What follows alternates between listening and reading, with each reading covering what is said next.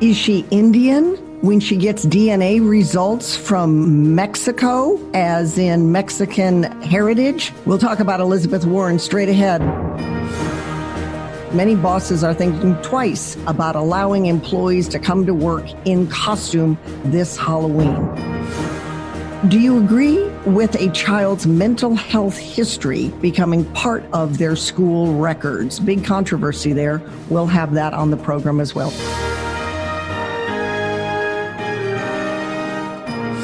Hello there. Terry here on Think America, where we reason first and then converse. I'm Terry Gilbert, your host. This is America's national town hall on the radio. Think America. I invite two everyday Americans to come and join me on the program. These folks are non-broadcasters, but we want their opinion on thought-provoking conversation starters. We have a university professor with us today. She is Jennifer. Welcome to the show. Hi, Terry. Thank you for having me today. Thanks for participating. And we have Chris, who is a wealth asset manager.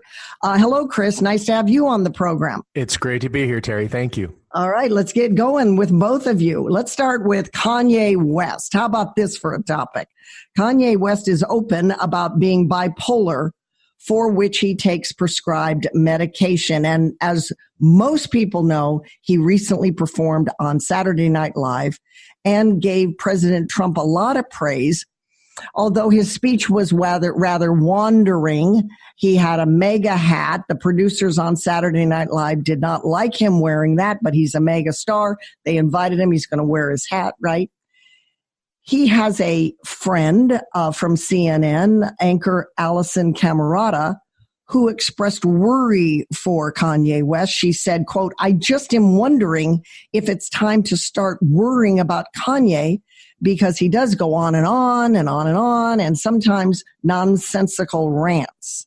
And then there was another host on The View, a guest host, Abby Huntsman, expressing concern for his mental health with this quote, "If you have a family member that suffers from mental illness, you have to get inside their head. So if you're Kim Kardashian, you feel for her in this moment."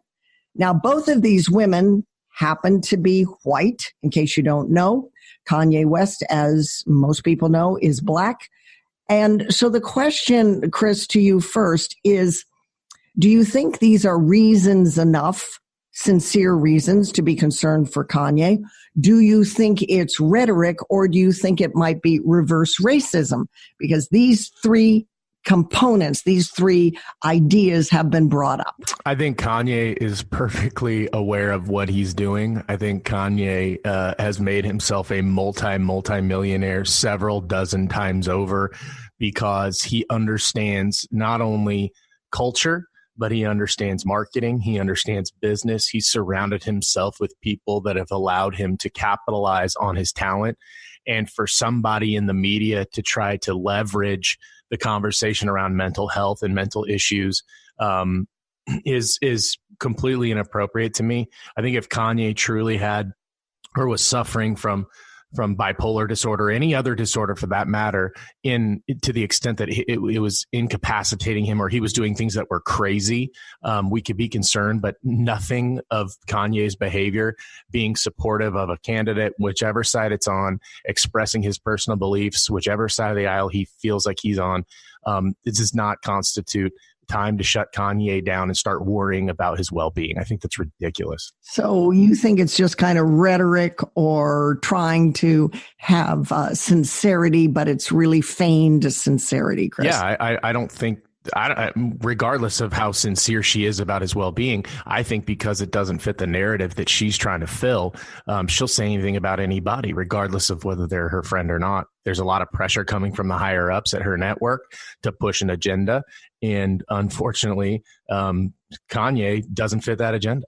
Jennifer, you're a university professor in the sciences, so you might know something about bipolar, or again, just your opinion.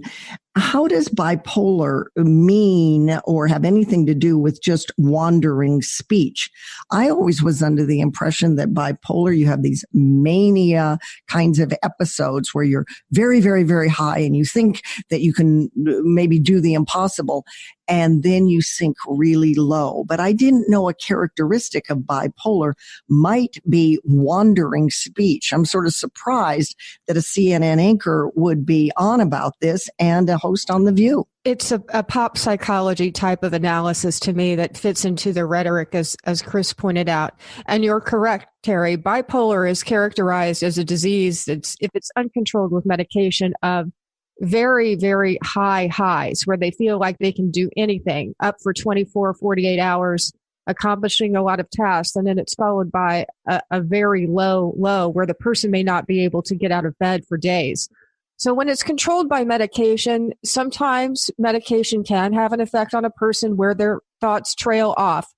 But I personally did not see that with Kanye. I thought he was voicing his opinion and speaking from the heart to some degree about his support for President Trump. And I think it's awfully convenient for two individuals that are not trained in psychology to assume that his, quote, rambling thoughts are due to bipolar disorder or a mental disease. I sincerely doubt if he had given the same speech in support of President Obama that they would have accused him of having some kind of mental disease or mental disorder that was affecting his thought patterns. You know, what's interesting, Jennifer, is that they're on about his rambling speech, and yet he counters by saying, "I'm thinking for myself." Right. And then when he doesn't think for himself, according to these two hosts, it's automatically translated as bipolar and rambling speech. I've known many people that have rambling speech. The pistons in their brain are really going and they can't seem to get a through line of thought to the tongue. So it comes out with fluidity and logic. Many, many people in our everyday conversations, we have pauses. We go off into a tangent. So to have this be a negative for him, pretty surprising to make something. I say it's rhetoric. I agree. I think it is definitely rhetoric, and that, again, they wouldn't have made the same charges if he were in support of a Democratic candidate. He was speaking from his heart instead of off of a teleprompter. And to your point, sometimes people get excited. He was probably thrilled to be there to meet the president. It may be a somewhat socially, I don't want to say uncomfortable situation, but excitement for him. It's a personal best for him to meet the president in person. And he was probably just showing his support for him, not only in person, but on Saturday Night Live. I think the press is looking for something, to Chris's point, that meets their agenda, that if you support President Trump, you clearly must have some type of mental disorder. How could you possibly support him and be a normal individual? Well, some people have criticized him, Chris, and to your point too, that he was just high. I don't think he was high that day. I think he was excited. He tried to get out a whole bunch of themes. He addressed a whole bunch of topics. I'm not sure he moved the needle, but why not? Elvis has been in the White House. I mean, we've had Ellen and Stevie Wonder yuck it up with Obama. There's been many presidents that have brought Hollywood into the Oval Office or some part of the White House, or have gone to Hollywood to do their shows. You think he was high? Do you think he was just excited? What do you think? I think, like I said, Kanye is a smart guy. He figured out how to turn lemonades from lemons as it relates to his own life. He came from basically nothing. But I'll say this, Kanye and his wife have actually done a lot for social justice. They've each had meetings with the president, and I believe it was his wife who got a sentence commuted, or actually got somebody pardoned who was wrongfully imprisoned. They're doing what they believe to be right and just as it relates to their personal beliefs, and they're going about it the right way. They're having conversations, they're bringing up concepts and making arguments for their point. I'll say this, Kanye, during his quote rant, he also, I'm paraphrasing now, he also said something to the effect of, I thought I was allowed to stand up and have my own voice. I thought I was allowed to speak my mind. And why is anybody not going to take him at his word that he's not speaking his mind at that point? He's a smart guy. He understands who he is and what he believes in. Why can't we take that at face value? Do you think, Chris, that this criticism of him is somehow reverse racism against his being an African American? No, I mean, I think it falls into the, Uncle Tom category. If you're not with us, you're against us kind of thing. And again, the irony is here, you've got people fighting for a position and posturing for a position that doesn't relate or pertain to them. So you've got these news anchors who are talking about issues and things that they can't relate to. It's similar to the white privilege argument. If you go back, just recently, this concept of white privilege, and if you're white, you'll never understand white privilege because you're white. Well, here we have these anchors making this juxtaposition of crazy versus sane, simply because this gentleman who happens to be black is supporting a white president and he feels the way he feels. I don't think it's racism. I think it's racializing politics and media. But again, Kanye has the absolute right as a human being to be able to speak his mind and say how he feels. And it's a shame that these people can't just listen to it, digest it, and respectfully disagree, that they have to essentially call him names and blame it on a mental illness. It's ridiculous.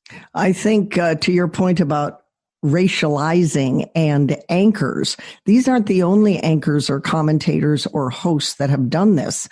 Look at other CNN hosts, for example, Don Lemon comes to mind, and his panel that actually called him the token Negro, Jennifer. I mean, I thought this was off bounds. It's not the N word per se, but the idea that they're floating the concept that he's a token black guy that Trump is using. And they're doing this from an anchor set, I thought was horrific. I agree. And it's akin to what we saw with Clarence Thomas some years ago. They had quite a few of those replays where individuals were accusing him of being an Uncle Tom or being the token black person. But the other thing that I've seen with this particular situation is that Kanye has a lot of influence with the black community in the United States and elsewhere. And I think we're starting to see a shift that black Americans are paying attention to what President Trump has done for them as far as letting them speak their mind and letting them achieve opportunity more so than what President Obama did. We see that in the job numbers. Mm-hmm. Well, and it was also very good politics on the part of President Trump. He sat there and he nodded. There's all the photo ops. There's the commentators all making buzz about it, and it lasted for about a day or so. But he got a little run with it. And Trump is very, very good at marketing all of that. It certainly is what everybody talked about for about 2 to maybe even 3 days. All right, good discussion. And again, welcome to the program. We will be back in a minute to talk about Elizabeth Warren and her DNA results, what it means here on Think America. You can find me at Facebook, Terry Talk Radio, and subscribe to our podcast, thinkamericaradio.com. Back in a sec.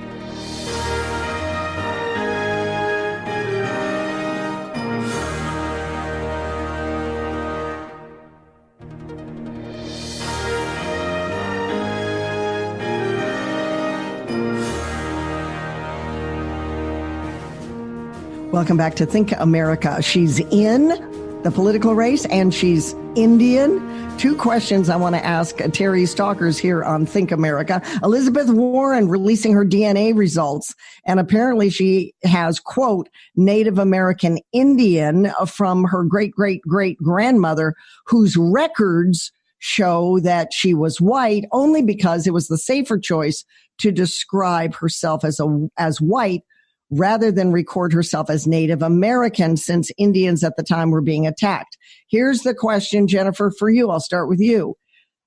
Native American, American Indian, but the DNA was contrasted against Mexican Native. How does that all square? I'm so confused. That doesn't square with me. And I can tell you I'm more Native American than she is. My great-great-grandmother was Cherokee Indian, and I've got the evidence to show that listed in the census. But I think this is ridiculous. I think she's trying to prove something that may not be provable. And earlier this week, I understand that the Cherokee Nation has said, there's no evidence that she can affiliate with a tribe or that she can claim that she's Native American, particularly if the DNA does not show which a tribe affiliation exists. And I'm curious to see if she actually checked the Native American box on any of her records for employment to see if she got a special advantage. Apparently so, Chris, because that helped her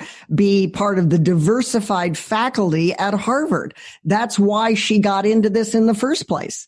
Yeah, I forgot where it matters. I mean, so I'm more interested in what her thoughts are, what her policy thoughts are, conceptually, where she stands on a lot of different political issues as it relates to society at large. I could care less. I mean, if it makes her feel more proud or to have an understanding of what her heritage is, that's all well and good. I forgot where that mattered to anybody other than her and her family.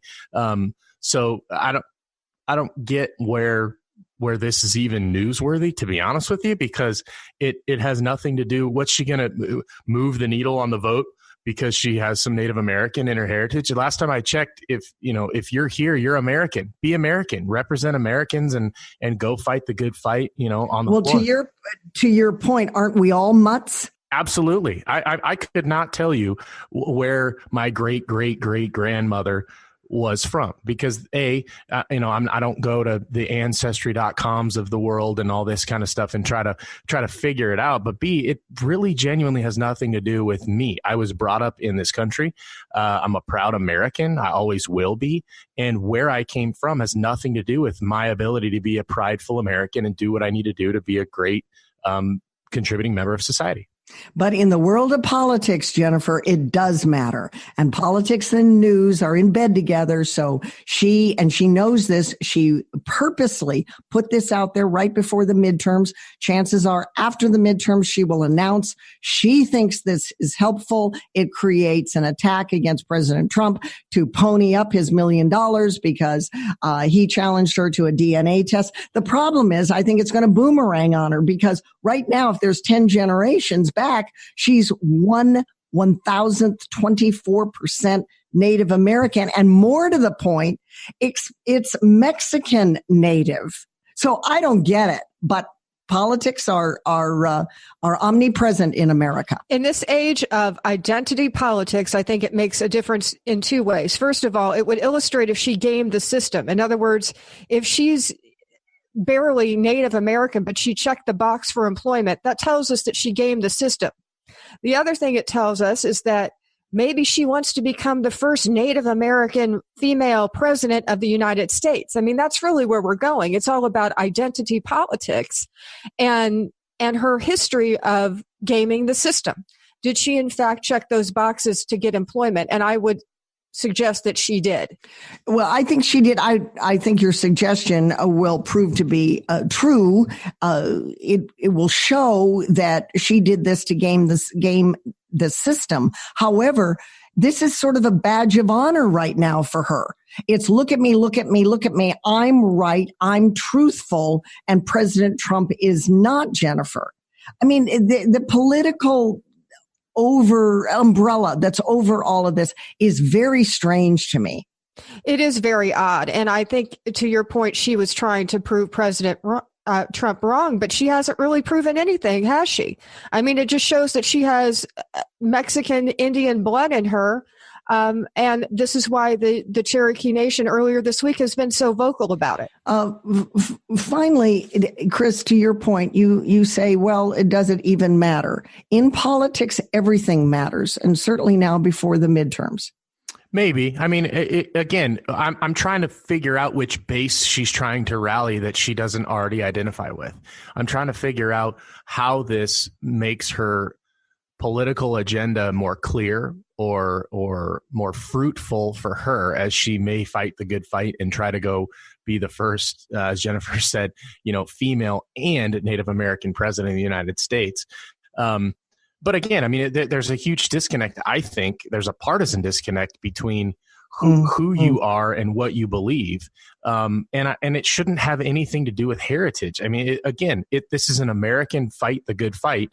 We're not, if you're running for that office, the highest in the land, your number one priority, the very first thing that you should be thinking of is the fact that you're American. Yeah, and you must agree with Trump when he says, who cares? All right, that's all we have time for on that segment. Straight ahead, should you wear a Halloween costume at all to the office? I'm Terry. Be right back.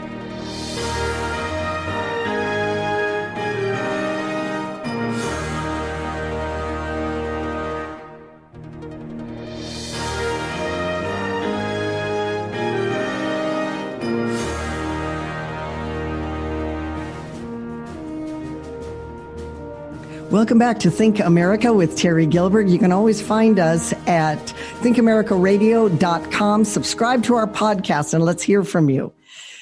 Up next, Tracy Timm is with us. She is a business coach. She's the creator of the Nth Degree Academy online on the topic of whether or not employers should allow their employees to come to work in a Halloween costume this year at all. I love this topic, Tracy, and I want to welcome you to the program. Hello. Thank you. Thank you so much for having me. This is a really fun topic, but also a potentially controversial one. So I appreciate you having me on. Yeah, indeed. All right. What is the dress code anyway for Halloween costumes in an office setting, would you say? Yeah. So first and foremost, I know everybody hates this answer, but it depends on the culture of said office. Now, I do think that there are very, maybe even obvious minimums when it comes to what is and is not appropriate. And I think that comes back to anything that wouldn't normally be okay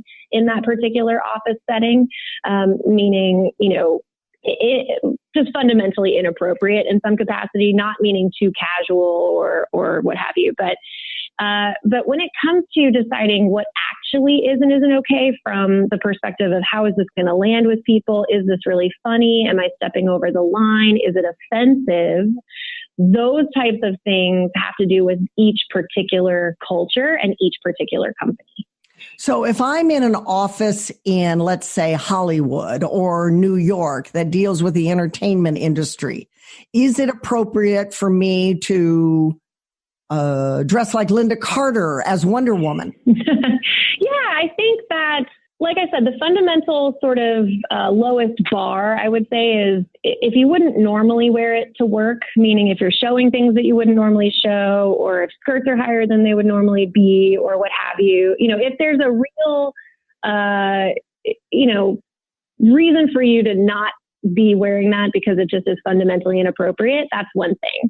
But I think the bigger question is, are we offending people? Are we thinking maybe too much? Are we too worried about offending people? I think the bigger conversation is about PC level costumes as opposed to, I think that we can hopefully in today's world and in a professional setting and in a professional environment, you wouldn't wear something that HR would get upset about. Well, I ask you that one because it is sexual in nature. She had a beautiful figure when she played Wonder Woman. But I ask that because if I did that, I could be either, and we've never met in person, I could have a beautiful figure or not, or not. And what's good for me, let's say I'm 300 pounds and I come as Linda Carter, you would probably say that's inappropriate. But what if I look like Linda Carter? You could also say that's inappropriate. It goes to this, I guess.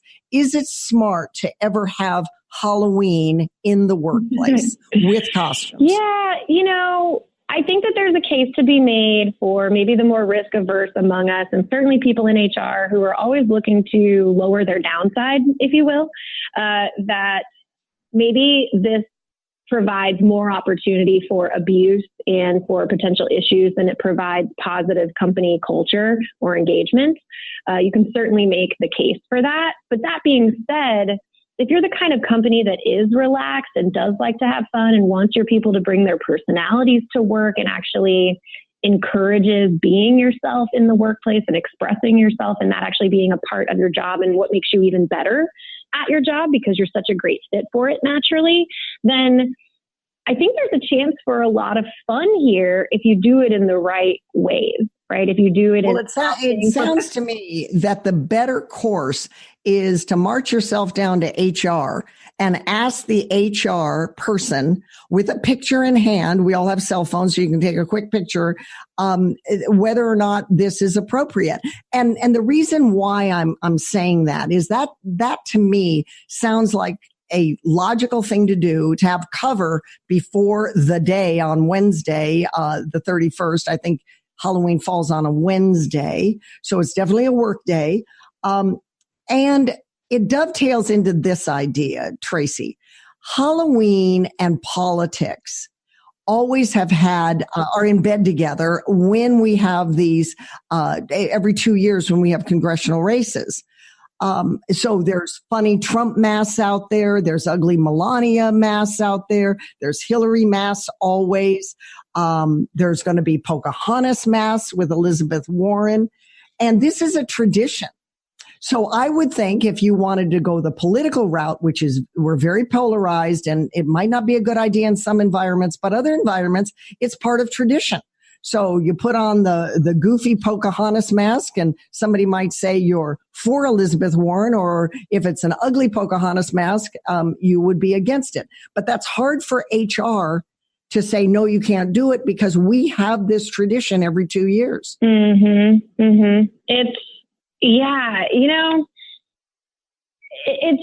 There's two ways to look at it, right? You can look at it in the positive sense and say that this is an opportunity for self-expression, but also an opportunity to poke fun at the things that we otherwise take very seriously, right? Like things that are very politically charged or are very personal.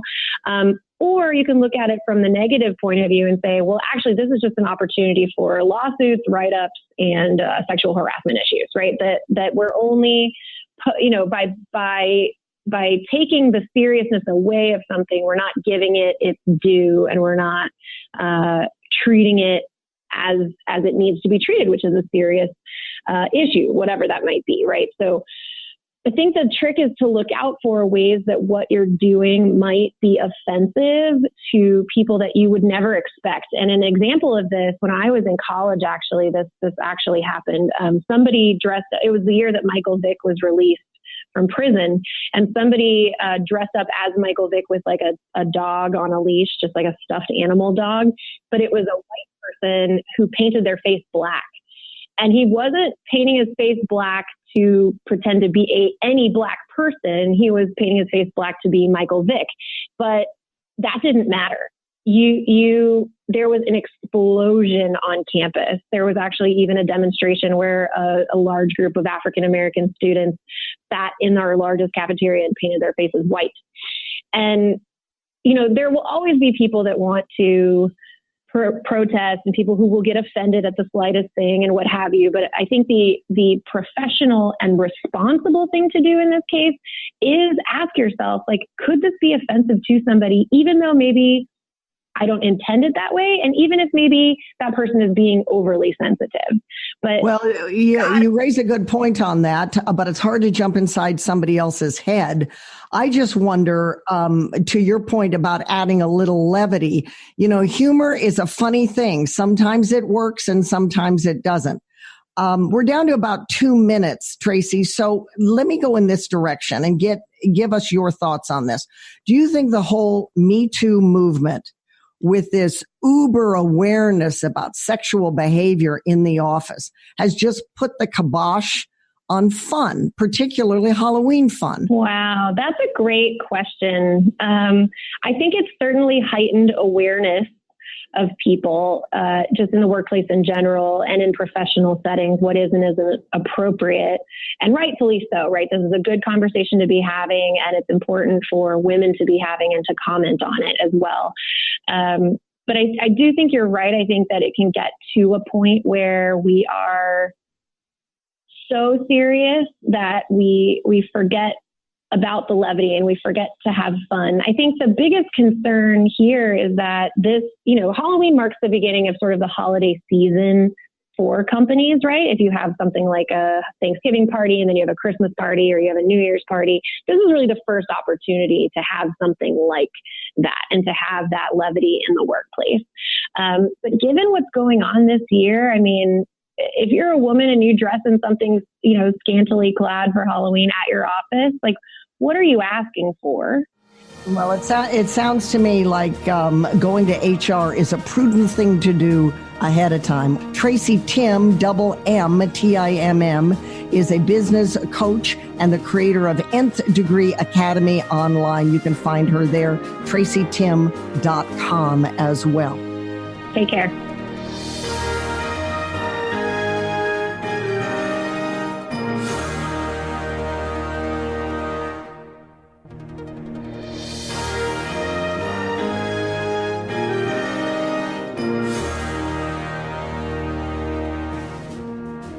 We're back on Think America. Good discussion on Halloween. I say go to HR.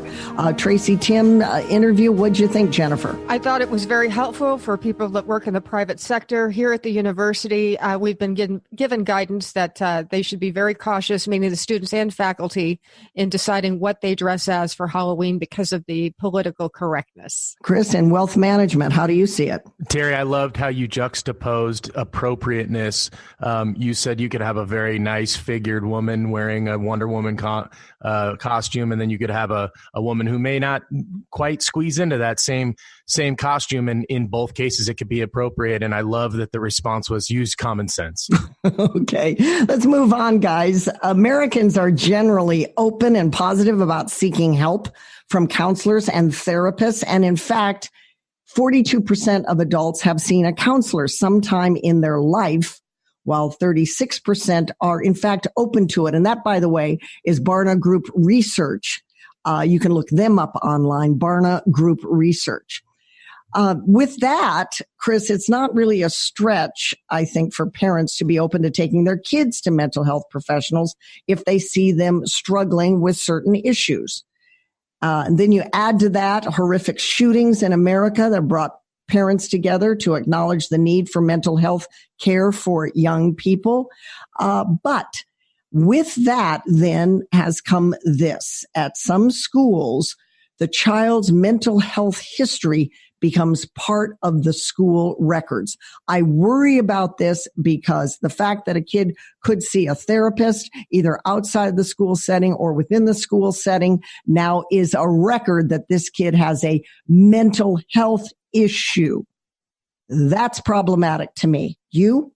Well, it's a privacy issue. I mean, we can't be infringing upon people's privacy rights. Although I will say this, if we're not keeping good records of what is happening with the child's behavior, maybe which is a result of some mental health issue, if there's not good documentation with respect to the behavior, we're not doing everything that we can to prevent catastrophic events from happening. So while I'm not a huge fan of just having an electronic medical record system that when you pull up a child's record, to view that child's history, having a sleeve of it be their mental health history, I think we can hedge this a little bit if we have really good notes and really good documentation about the behavior, which could open up conversation in the future. And then maybe you do have to dive into the health, situation, the mental health situation. I also like the title psychology rather than mental health, Jennifer, because mental health always sounds like a pejorative. It does. And I have a couple of concerns about this. First is privacy. And then what are we talking about with respect to a child? Let's say that we're talking about elementary or high school and the child seeks care for depression because their parents got a divorce or something else occurred. I mean, can you imagine if Brett Kavanaugh would have had mental health in his high school record? They would have used that against him. So I think there's a privacy concern. But on the other hand, as a college instructor, I've seen individuals in my classroom that clearly have some type of mental health issue. And that would have been helpful to know in advance of teaching that course to have a better understanding of the student and their behavior within the classroom. So Jennifer, do you think it's more of a positive or more of a negative if the mental health history, and again, I like the psychological history, I like the word because it's much more broad and it's not to my understanding very pejorative, the way mental health is pejorative or can be in today's parlance.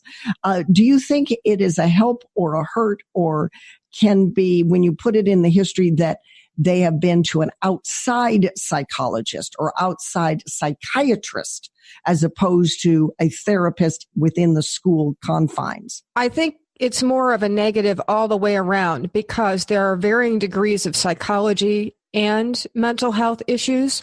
So to have that in the record without any context or understanding does a disservice to the student. Chris, your final thought. Again, I think we're towing the line of disclosure and privacy in the spirit of safety and overall wellness. While I don't agree that things need to be catered to these types of students, from a curriculum perspective, I do think there is a privacy issue here. However, I'm worried about the safety of the other students around. So finding that common, the compromise is crucial. In some respects, it should not be that public, if you will, to the therapist and the record of the student as they go forward. I think we're all pretty much in agreement on that one. Let's hear what Megan Porth has to say. She does a cameo on the program, and she joins us straight ahead. You're listening to Think America with Terry Gilberg. Reason first, then converse. Find me, Terry, on Facebook, Terry at Terry Talk Radio. Subscribe to our podcast, thinkamericaradio.com.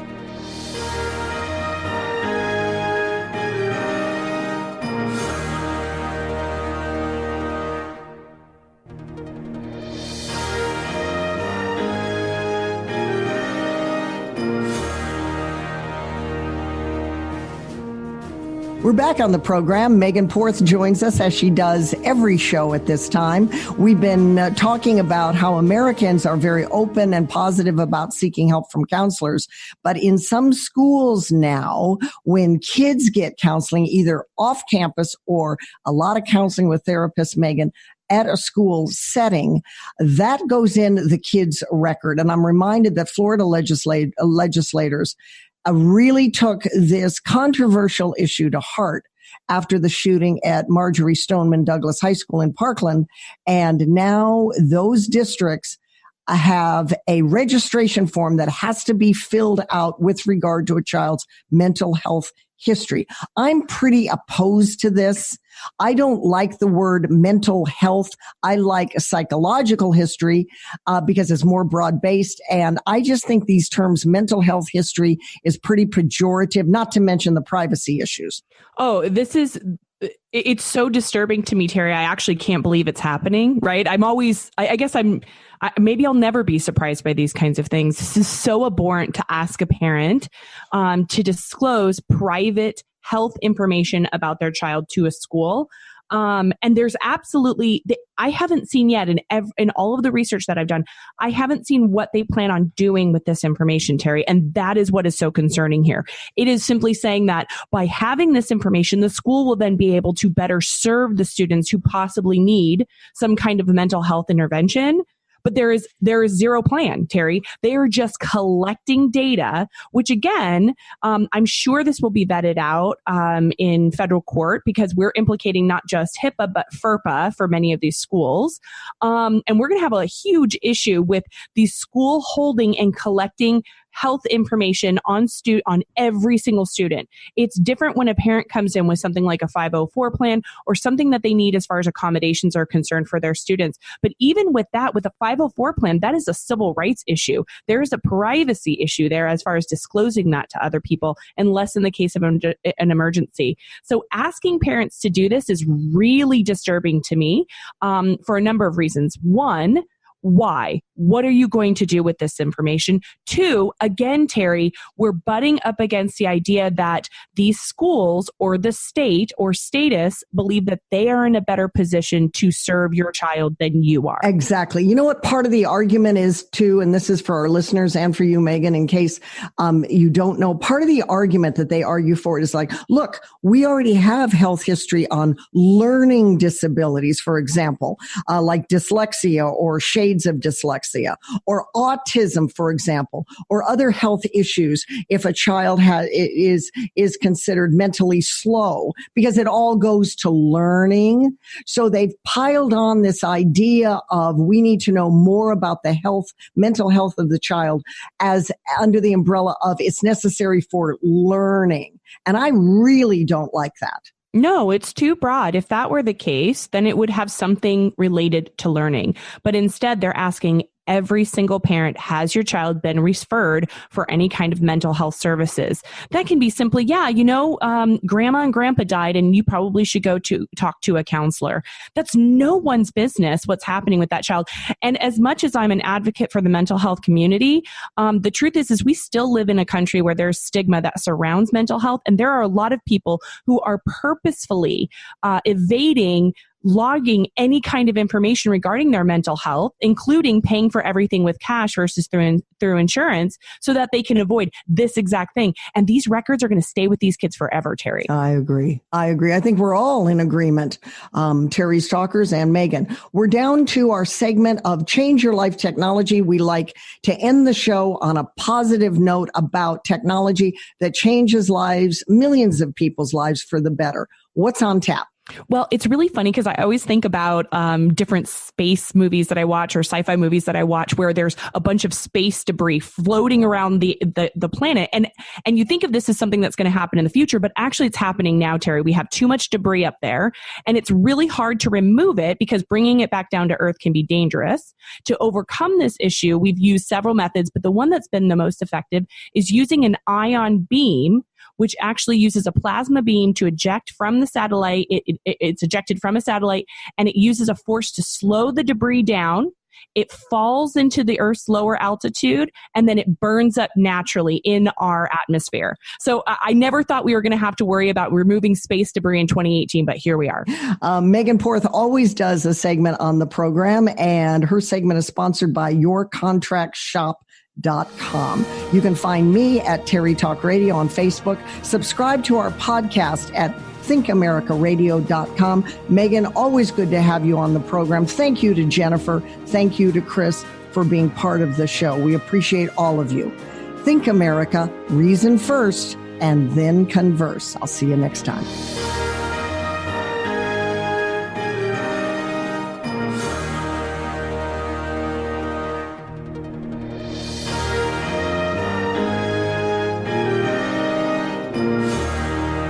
Are you going to be bringing your dog as a date to the 31st annual fundraiser Ball Bark in Washington? We will talk about it on the program today. Dangerous sex offenders are being held under civil commitment in prison after they have served their time. Why is that? And the National Council of Churches gave the thumbs down to the nomination of Brett Kavanaugh, and yet he's a devout Christian. Why is that?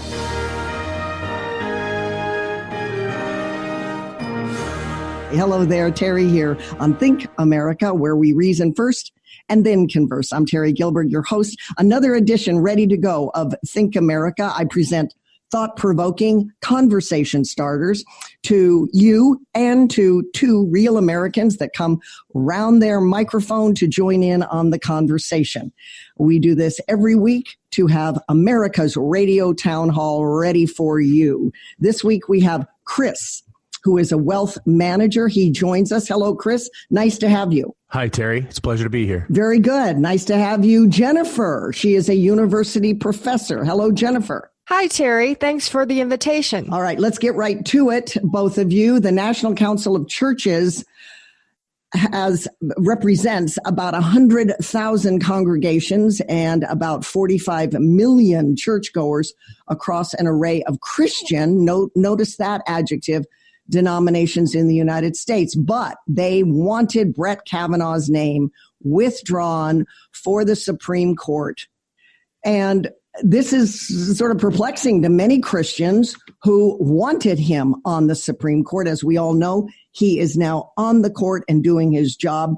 Brett Kavanaugh is a devoted Catholic. He attended Catholic school, K through 8. He attended Georgetown Prep, which is a Catholic Jesuit high school. He's always been an active member of the Catholic Church. He has provided many, many hours to the less fortunate, and we all know that in his background. He talked about that through all of the hearings.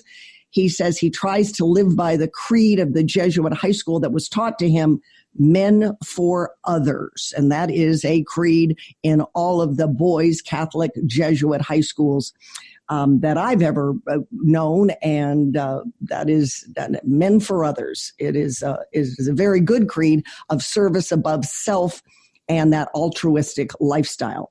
He said that at the ceremony unveiling his nomination to the High Court, that was part of who he was, and yet the National Council of Churches gave him the thumbs down. Why is that, Chris? I will start with you. Do you think that was fair on their part? Should they have chimed in? Why do you think they gave him thumbs down? You know, I think it's just a combination of not being that informed. I think it's hard to make really great decisions when you're making it entirely based on opinion. I think as it relates to Brett Kavanaugh, the facts were fuzzy, generally speaking, anyway. So it was a he said, she said. And when somebody chimes in with an opinion and they try to frame it based around facts that are fuzzy anyway, it's really difficult to get on board with anything. And regardless of his background and where he was, you know, where he went to school, what his personal beliefs are, I think it was just difficult for them to wrap their head around getting behind him, even though there may be some continuity there as it relates to belief and religion. They talked about the accusations that was enough for removal. And I say to myself, it's an accusation, whatever happened to due process and innocent before your guilt proven guilty. They also talked about his temperament when he defended himself. To that, I say, well, if you're accused publicly of being a gang rapist or organizing gang rape in high school, wouldn't you have that kind of temperament, righteous indignation? I think so. They talked about his aggressive behavior toward Senator Feinstein. And they talked about the broader FBI investigation, which was never done. And yet the House Judiciary Committee, Jennifer, said, we will grant Senator Flake his wish and we will put the FBI on it again. So these are kinds of, to me, a lot of trumped up charges against Kavanaugh. But the main reason for me is that this is very much a Protestant, liberal Protestant, I should emphasize liberal, group of Christian churches, Jennifer. I agree. And I was stunned initially until I started taking a closer look at the background of the National Council of Churches and what they stand for. And to your point, they're very liberal, but it's almost like pandering to the seculars because church numbers, church attendance has been going down, particularly in the United States. So I almost thought, well, they're trying to have it both ways. But the other thing I thought of, and I was also raised Catholic, is that, accusation is enough to dismiss this person. I think it may tie into some of the issues that the Catholic Church has had recently with some of their priests and some of the sexual accusations there. I don't think it's too much of a leap that people want to appear to be virtuous if they look at Catholics who have even been accused of something, even though they haven't had any due process, that they're automatically guilty of a crime. And I almost think that they applied that in this case to Kavanaugh. So I think it's twofold. The liberal group itself, but also having this recent situation with the Catholic Church. It is true that the National Council of Churches is huge on social causes. And it's a little ironic to me, Chris, that the Kavanaugh himself, being Catholic but Jesuit trained, which within the Catholic Church, the Jesuits are known for more liberal social justice leanings anyway, rather than the kind of more traditional Catholic stance. So that was kind of ironic. But the National Council of Churches is very big on social causes, very big on this resistance, very big on being liberal about progressive ideology. For example, the Episcopal Church in Washington, I believe it's called St. John the Divine, much more progressive than evangelical churches. Most evangelical members, of course, voted for President Trump, as did Catholics. So to me, they have turned themselves into this kind of political body and have glommed onto the issue where they probably didn't need to. And they're attacking him because of this idea of, probably to Jennifer's point, we don't like Catholics. We're liberal Protestants. We lean toward social causes, and he's a Catholic and therefore and a Trump nominee. And so therefore we're going to give him thumbs down, Chris. If we go back and look at history, there have been plenty of times where liberal agenda has ringed through when it really has nothing to do with the substantive argument being made. Here, as it relates to Brett Kavanaugh, is he a qualified adjudicator?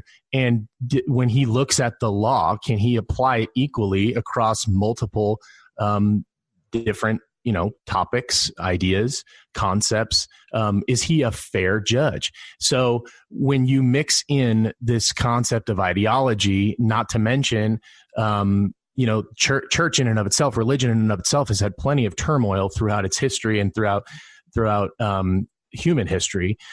It's difficult for me to say that, there isn't some other agenda going on here. And Jennifer's point about some of the other things going on in the Catholic Church, and I understand these are different factions, there's different denominations, but the point is, where did we go wrong in that? Why can't we judge a man based on his character? Again, facts are fuzzy, right? They're applying weird facts that may not even be facts, might just be opinion. But why can't we take this gentleman's record and say, wow, he actually has ruled fairly liberally on certain things, and he seems to actually have a clear understanding of the law. You make a great point, Chris, in the sense that he's been known to be an independent judge, and he's been known to be a constitutionalist. And I think of that entire list that President Trump had, the short list, including Amy Coney Barrett. I've asked myself through this whole process, if it was Amy, they would have taken her over the coals because she wears her Catholicism on her sleeve and not considered particularly an independent judge. She's a constitutionalist, but not necessarily independent the way Kavanaugh was. So I think of the pick of the litter of his short list, Chris, it was quite noted that he picked somebody that could probably have, in his mind, Trump's mind, the most ease getting through this process. Can you imagine what they would have done to Amy Coney Barrett, who I think was sort of coming up in second place, or Tom Hartman, or others? I mean, of that list, there was, of the list of 9, I think there were 6 Catholics. Amy would have been crucified, to use a religious term, even more than Sarah Palin, Chris. Yeah, and it's a shame because in the spirit of trying to get behind what's going on surrounding the Brett Kavanaugh fiasco, I'll call it a fiasco, Lord knows what would have been done to Amy if they had found even the slightest thing in her history where she had been on a date with a man of a bad reputation, I mean, with searching and prodding and probing and all these things that they did to Mr. Kavanaugh. I can't imagine what they would do to a hard right Catholic woman who had any sort of extracurricular activity in her past, and just, to use your term, and absolutely crucified her in front of the entire world. It would have been terrible. To me, this, Jennifer, would have been sexual also, because it's hard to find things like, with any of these judges, bank fraud, or I don't know, white collar crime, or it would have been sexual. Don't you agree? I absolutely agree. And to Chris's point about the other judge candidate or nominee that was potentially there, they're looking for something. And when the national organization cited that it had to do with partisan bias, extreme partisan bias, that's what they said about Kavanaugh, I was stunned. It's like, I didn't see that. And I think it just illustrates the liberal hypocrisy, even amongst church organizations that simply don't like the candidate. It's so interesting, too, because we are talking about blind justice, aren't we, Jennifer? This was supposed to be it's supposed to be decided on merit. It's supposed to be the preliminary through the Judicial Committee, which I thought was very insightful to look at the left and the right within that committee. So goodbye to Lady Justice with blindfolders on. This was 100% political, Jennifer. And it was a last chance gulch, it seemed to me, to knock down a good candidate the way they didn't with Justice Gorsuch, because of probably how they feared he would rule most likely on issues of life. I agree. And it's 100% political. And it's not just a destruction of a candidate. It was the destruction of a human being and his reputation. Mm-hmm. Last thought, Chris. I feel terrible for the Kavanaugh family. My last thought is that if you go back and you were to really dissect who has been nominated to the court the last 4 or 5. Every single one of them has been a partisan decision, with the exception of the last 2. Although they may be more conservative judges, I would imagine that they were conservative based on not politics, but policy and the law. Good discussion, both Chris and Jennifer. That kicks off this edition of Think America. Back with more, talking about Washington. Again, bring your dog to the ballpark. I'll be back.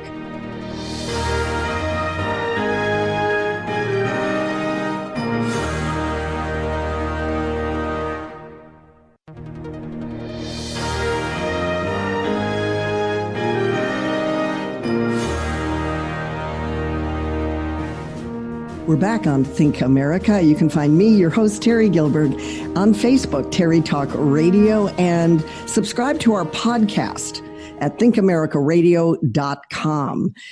It is the week to get your dog all groomed in Washington to go to the ballpark. The dogs this past week were bathed and clipped and ready for the annual Humane Society's annual fundraiser. This is the 31st for Washington, D.C. It is this weekend. Last year, this particular fundraiser raised $690,000 for canine companions. Why? Because man's best friend is a dog. So the question, Jennifer, is, and no offense to dogs, is it hard to raise, it's hard to raise that kind of money for people at a one-night function. But here, dogs get nearly $700,000 last year. Is this a little lopsided, do you think? I think it is. It's very difficult to raise this kind of money for any type of human cause. I thought the numbers were remarkable, but then I think about my friends that have dogs, and I'm a dog lover. I love dogs, but they'll often refer to them as their fur babies or their children. And so they really are part of the family. And I think when somebody sees a cute, fluffy dog, they're much more likely to empathize and give money for a cause to help rescue them or save them. And I think it's great that it brings the community together, but I wish we would see the same kind of dedication to some of the human issues that we have. But we're not getting along right now, Chris. So I've never been at a function where $700,000 was raised for the American Heart Association. I've never, cancer, disabilities, life issues. It's just, I don't mind, for example, the love of dogs and having a fundraiser for dogs. And it's fun. You can bring your dog to the table and give them little biscuits and so forth. Everybody shows off their pug or their greyhound or whatever the dog, type of dog they bring. But I am surprised at the volume of last year, Chris. 1,200 people attended, including former Senator Bob Dole and his wife. I mean, these are the hoities and the toities and the movers and shakers of Washington coming out for the bark ball. What do you think of the money? It's amazing, isn't it? It just goes to show you what is the cause really for? Is it to paint a picture of who these people want society to think they are? Is it really just a social gathering? I mean, if it's a social gathering, they should just go grab cocktails somewhere and have dinner. I mean, it seems to me, it's nothing against dogs or animals, but what about homeless folks? You know, $700,000 could go a long way at a soup kitchen or something like that, or a homeless shelter in, major cities in this country where homelessness is a huge problem. I was in Seattle recently, and there are what they refer to as tent cities underneath the highways. Now, the interesting thing was most of those folks had pets with them. So what's going to happen? Are we going to go rescue these pets with this $700,000 and leave the poor people living underneath the freeways? I forgot where the human condition was less important than what sort of friskies we feed our cat or dog. It must be less important because to get a table at the Bark Ball starts at $3,500.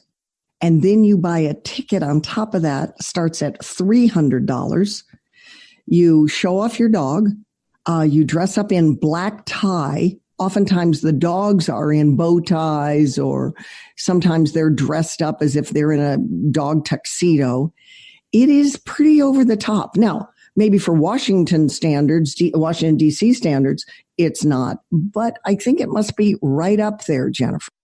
I think so. And I've done some research about the American Humane Society, and they spend a lot of their money on administrative fees. And in fact, many charitable organizations suggest that if you truly want to help pets, donate to your local shelter instead of to the larger organization. But keeping in mind that, with Halloween coming up, it's so interesting to see how much people spend for dog costumes. So it ties right into this. People dressing up their dog, showing them off, and spending over $3,000 for a table. That's pretty amazing.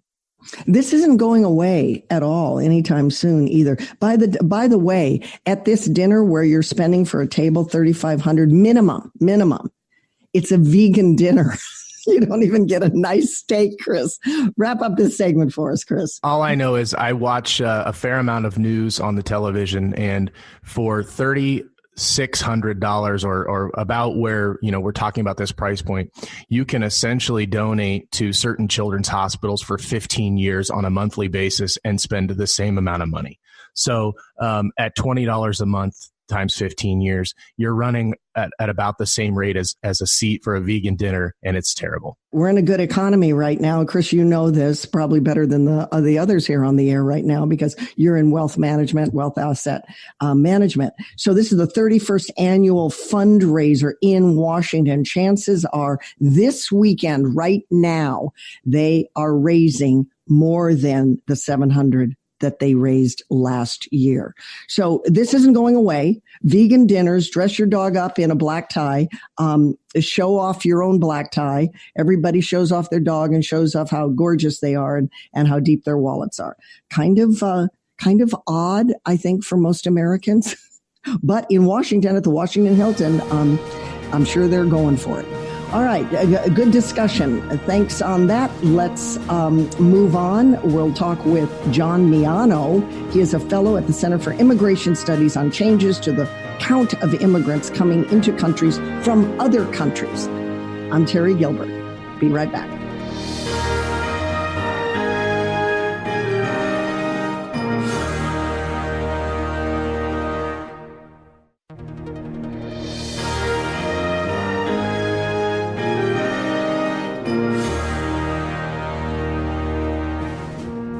Welcome back to Think America. Find me at Terry Talk Radio and subscribe to our podcast at thinkamericaradio.com. I'm delighted to have John Miano on the air. He is a fellow with the Center for Immigration Studies. He's an expert on all of these changes to the count of immigrants coming into this country from other countries, and other countries may be jealous of India's immigrants into the United States. Here's my interview with John. So, John, tell us in detail, what is this Fairness for High-Skilled Immigration Act? Most Americans have never heard of it before.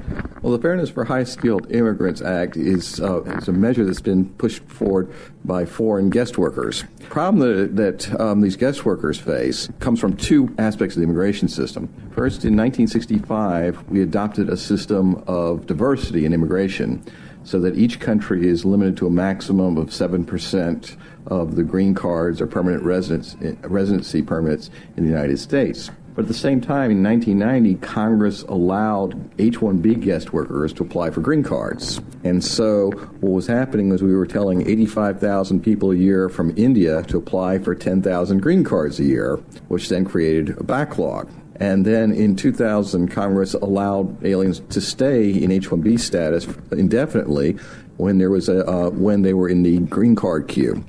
So the result was even bigger backlogs. The guest workers learned the American system, and they hired lobbyists, and they had drafted this Fairness for High-Skilled Immigrants Act, which gets rid of the per-country quotas for employment-based green cards. That's pending right now. And what this bill would do, innocuously, is get rid of these quotas, but no one has really considered the effect of getting rid of the quotas, which would be that no one outside of India would be able to get a green card for between 6 and 8 years. And then after that, 75% of the green cards would go to India. It's great for India, but sucks for the entire rest of the world. I mean, you can just imagine what would happen if suddenly the Irish find out that they can't get a green card for 6 years. And one of the effects is that in some occupation categories, they'll not be able to get green cards at all. So, for example, the restaurant industry is going to be screaming, I can't get a green card for French chef. And so this is a giant train wreck. What has happened with this bill is it was sponsored by Kevin Yoder of Kansas, who became the chairman of the DHS Appropriations Committee this summer, and he promptly slipped this bill into the DHS budget. So the summary here is that we have a bill with the most radical change in American immigration policy in the nation's history that's been pushed entirely by foreign interests, has had no hearings, has had no press coverage of its effects, and has been slipped into the budget bill. And so this will cause a train wreck in the immigration system, and we'll just suddenly find out about it if the bill gets enacted. How is Center for Immigration Studies helping get this messaging out so that the bill can slow down, it can have a review, it can have a process by the American people to understand it? What is CIS doing? Well, CIS, we write about these things. We've written about what this bill does. If you go to the CIS.org website, you can find writings that describe exactly the effect that the bill would have. Unfortunately, Congress hasn't paid much attention to it. They've just let this thing go on autopilot. What will be the upshot if they continue to let it go on autopilot? Now we're going to have a lot of mad countries. India will love it, but they might be mad at India too. Right. It'll be literally a train wreck in the immigration system. No one will be able to get a green card unless you're from India. And right now, you can get a green card if you're from most countries in the world, you can get a green card directly. You don't have to go through the guest worker system first. But this will change it so that everyone has to get into the guest worker system, the H-1B guest worker system, before they can get a green card. Let me move on. I don't even want to think about that train wreck, but that'll be very interesting to watch as it goes down or not. Let's move on. When Molly Tibbetts was killed, tragically stabbed to death, presumably. And we want to say allegedly because he hasn't been convicted yet, but DHS and other federal authorities say that he actually did it. Some people wonder if he had help. He said he was knocked out or blacked out. So one wonders if there might be friends of his, acquaintances, buddies of his, etc., that might have helped in all of that. But nonetheless, there wasn't a lot of talk about the E-Verify that this young man slipped through. Where are we with the demand that E-Verify happen at every employment doorpost? We're basically nowhere on that. Nothing's been advanced in a long time with E-Verify. I mean, the reality is, we know that there's a huge number of people working in the country who are working illegally, and they're being hired by employers who would rather not know. I mean, we'd rather have willful ignorance on this. Her death is another, as I've said from time to time, brick in the wall. What do I mean by that? I mean, just like Kate Steinle was a brick in the wall, with more and more Americans dying at the hands of illegals, whether it's murder, accident, some kind of manslaughter. Maybe it's just DUI, maybe it's speeding, maybe it's stabbing, maybe it's with a gun. It's another sign that a brick needs to go to make a wall. But what I hear, more sanctuary cities, abolish ICE, and those signs are all over the place, especially in an election year. The police are terrible. We are a global world, borderless society. Do you think more Americans will become more bricks in the wall to make the wall, or the wall will never be made and the illegal immigrant flow will just continue to happen, and whether we like it or not, we're a borderless nation with no sovereignty? Eventually, we're going to go towards the bricks in the wall side. And the election of Donald Trump, I think, is one of the key signs of that the people are tired of the open border system, that Trump made immigration the central issue of his campaign. And now you'll see in surveys, immigration ranking among the top issues of the voters, because people are more and more seeing how immigration policy affects their lives. Like in my town, my front yard is the latrine for the illegal alien pickup joint. Okay. My front yard is the gathering place where the contractors come and pick up illegal aliens for work. And so it naturally becomes a latrine, the dumping area. And so people like me pay the cost of illegal aliens. Meanwhile, the rich people who are hiring all these people to do their lawns and do all the nice work, they get the benefits without suffering the costs. Another area we've seen is in the higher end in employment visas. One of them is we might have mentioned, is the H-1B guest worker visa. The H-1B guest worker visa is for people in college-educated occupations that will generally require a college degree. But Congress has designed this system to replace Americans with cheap foreign workers. And that's the purpose of the program. They sugarcoat it with descriptions like that we have a shortage of American workers and we need highly skilled workers to fill jobs that Americans can't do. But that's not what Congress enacted. And people are shocked to discover that Congress has made it legal to replace Americans with foreign workers. Disney was the best publicized example, but this has been going on since the mid-1990s and it's been going on continuously, and the press ignores it. And, it's a great mystery to me why the New York Times covered Disney, because this has been going on so long, but we've gotten no media attention of this really travesty of the law. And so the public is more and more discovering that the immigration system does not work for their benefit. I'll give you yet another sign of this, that when we have discussions on immigration, when you hear politicians talk about immigration, you don't hear them say, we need an immigration system that works for the average American citizen. You don't hear them say we need an immigration system that improves the lives of ordinary Americans. Normally, a discussion of immigration starts with something like, we need to do something about the Dreamers. We need to do something about, an amnesty for illegal aliens. And so the average person, the average public person is saying, what about me? As the Supreme Court has said, that one of the primary purposes of our immigration laws is to protect American workers. And we just don't see that in the debate anymore. If you ask the average citizen, they hear persons here illegally, they're thinking, why aren't they sent back? Why are people able to, game the system and be able to stay for a long period of time? And what we don't have, at least in the political class and business class, is a fundamental principle that if you're here illegally, you go home, unless there's some exceptional circumstances. What we're trying to create is a system where you're here illegally and then you can go through a maze to try to stay, which benefits lawyers. Thank you, John Miano. Nice to have you. He is with CIS. He's an attorney and an expert in the visa process into the United States. You can find John Miano at Center for Immigration Studies, John Miano, Miano. Be right back.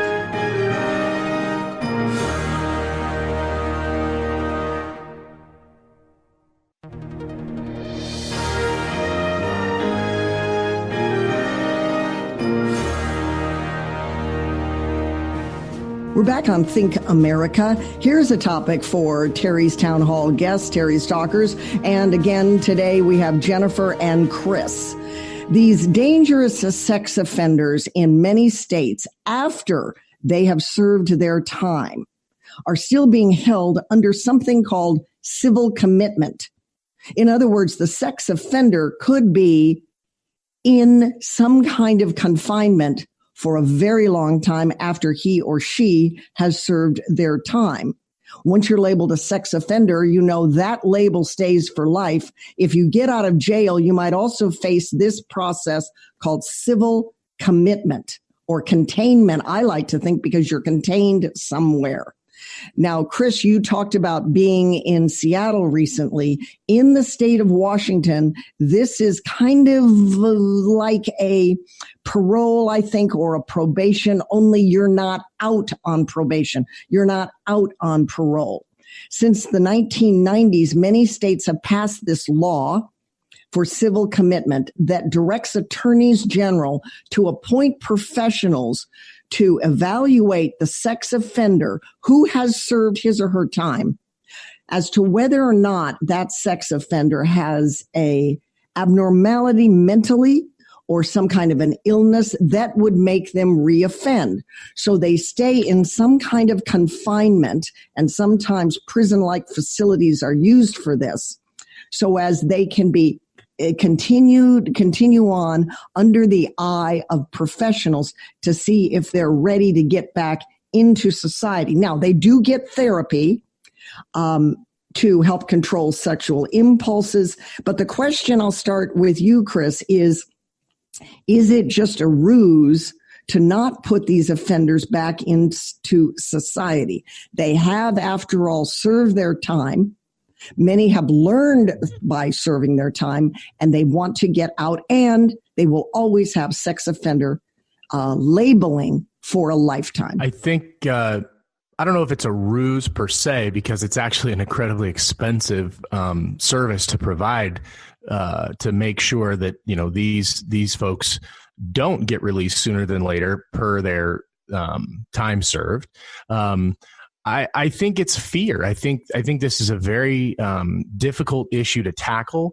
I think, you know, other than having a doctor really certify or say this person has been rehabilitated and everything is better, it's difficult to say what will trigger someone who is actually a sex offender and may have some mental issues. So a lot of the time when you're talking about sex offenders, you're talking about sociopaths and other mental issues that go along with what force them to commit or entice them to commit these crimes. So how do you solve that issue? How do you verify that someone has overcome not only this stigma and this inherent personality of being a sex offender, but also some of these other things that are going on maybe mentally with them, and how do you release them back into society safely? Well, to that point then, Chris, are you for civil commitment? You know, that's a great question, Terry. I think in certain cases, some of the crimes are so heinous. I don't know that these, and I understand it's after their time is served.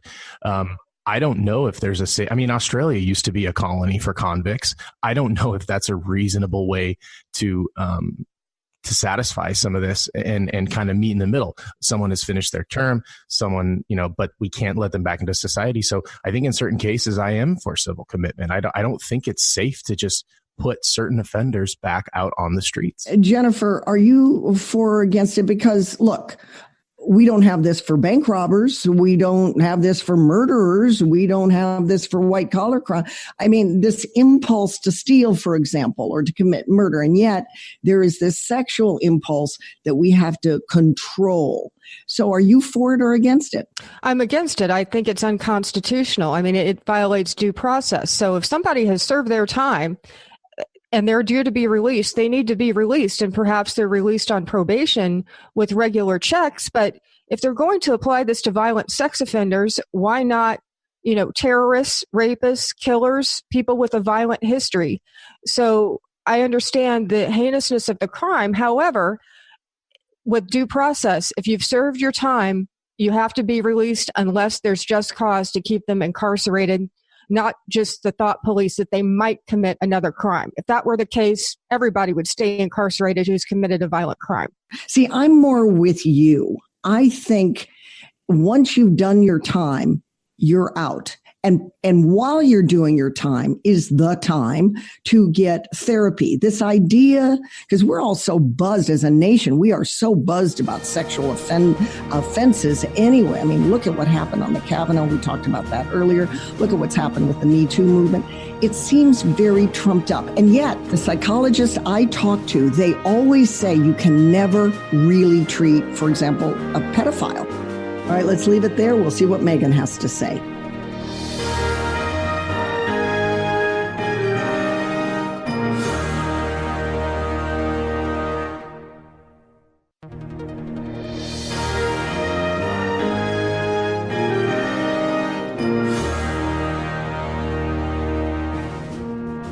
We're back on Think America with Megan Porth. Megan, we've had a robust conversation with Jennifer and with Chris on these dangerous sex offenders being held under civil commitment in prison after they have served their time.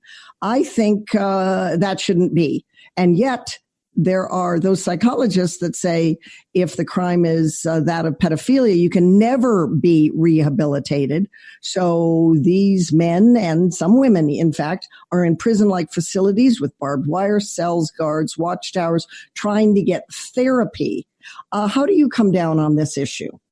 You know, this one was really hard. And it was really interesting, Terry, because when I started law school, obviously I was a mother and previously I thought, well, anyone who's a pedophile needs to go to jail, and I would love for them to go to jail for the rest of their life. And I would hear stories about bad things happening to pedophiles in prison, and I would think, yes, that's how it's supposed to go. That is justice. And then I started studying criminal and constitutional law, specifically procedural law, and I started noticing that there were numerous exemptions for sex offenders.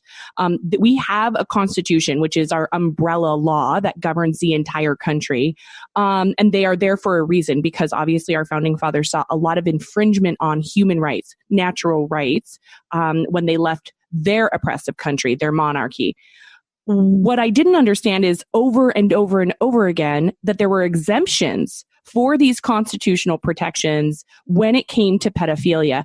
And I did a lot of research on this. I think it's based in, and this is what a lot of psychologists believe, it's based on the fact that we find pedophilia and sex offenders absolutely abhorrent in this country, especially, as we should, right? It is an abhorrent behavior and it harms our most innocent victims.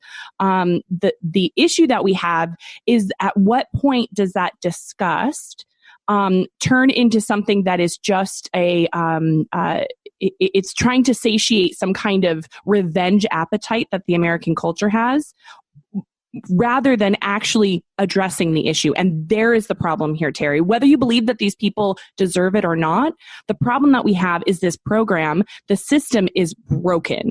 So when we look at rates of recidivism, for example, only 5.3% of registered sex offenders are going to go back and get rearrested for sex crimes. Yes, that's very low, by the way. It's very, very low. 5.3% is a very low number, especially compared to other recidivism rates. Correct. And the reason that we have, you want to look at the purpose behind the sex registry. It is to protect the public from sex offenders. When we look at that rate of recidivism, we say, okay, wait a second. So then if we're putting them on a national registry to protect them or to protect the public, and only 5.3% are actually rearrested for sex crimes, and then we're actually just putting a large group of people out there in the open for something that they aren't going to necessarily go back and redo. Not only that, we're finding that most sex offenses actually, and most pedophilias, are targeting family and friends, not strangers. So it's actually happening within a family or within a close relationship. So again, this national registry is not helping any of those family or friends because they're close to them. What else I found interesting about this, in this particular treatment center, they deem sexual assault, rape, and child molestation all as violent. And once you get the violent category with that offender, then that offender absolutely has a mental abnormality or a personality disorder. And then from there, they assume likely to repeat. But it doesn't address a person who says, I'm just oversexed with too much testosterone, or I can be rehabilitated through these means. It never does. It sort of keeps you there. Right. And we're down to about a minute. So. Right, exactly. And this is the issue that we've been running up against, is that it's not actually addressing the issue. And here's the other scary thing, Terry. When we look at the most common age to be charged with a sex offense in this country, it's 14 years old. Wow. All right, let's leave it there. What do you got in Change Your Life technology to button up the show? This segment is brought to you by Your Contract Shop. And actually, we're talking about cancer vaccines, which is really exciting. Some researchers out of the Stanford University School of Medicine, which I think Stanford is your alma mater, Terry, they actually have found an injectable vaccine delivered directly into tumors for both breast cancer and colon cancer. And they are able to reduce the tumors themselves. They're activating them with T T cells, which is really important in the body. And we found in these lab studies with these mice that 87 of the 90 mice were actually completely cured, Terry. So we're looking for human trials coming up next. Very good. Thank you, Megan. Sponsored by yourcontractshop.com. That's it for this edition of Think America. Thank you to Jennifer. Thank you to Chris for being part of the program. You can find us at thinkamericaradio.com. Subscribe to our podcast. And always remember, reason first and then converse. I'll see you next time.